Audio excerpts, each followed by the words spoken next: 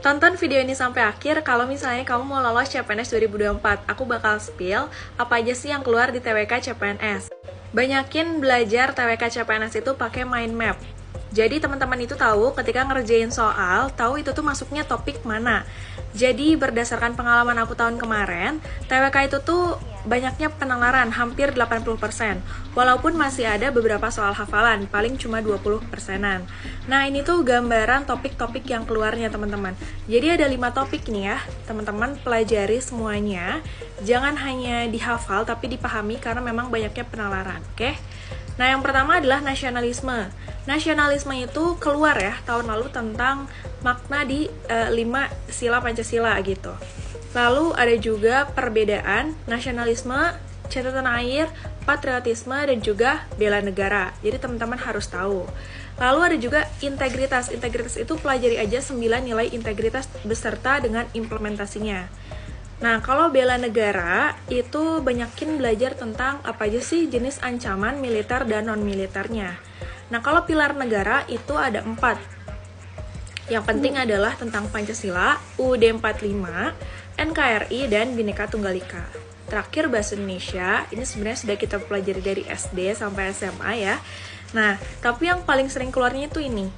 Mulai dari aturan baku gitu ya di EYD 5, terus kata baku, tidak baku, kalimat efektif, tidak efektif, imbuhan, simpulan, ide pokok gitu, nanti dipelajari aja.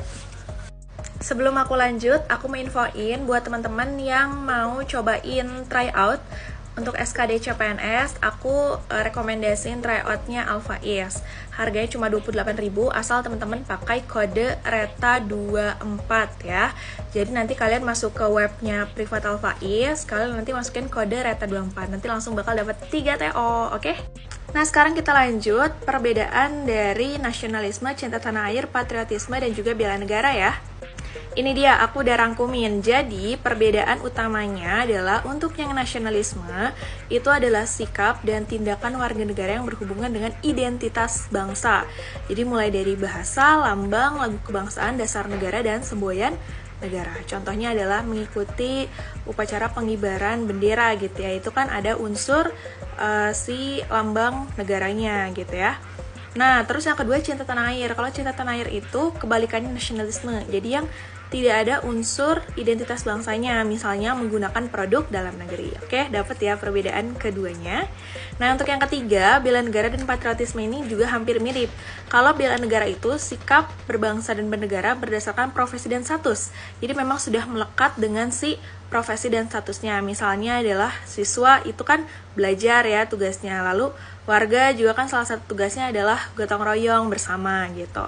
Nah, kalau patriotisme ini melebihi si bela negara. Jadi udah sampai mengorbankan nyawa gitu.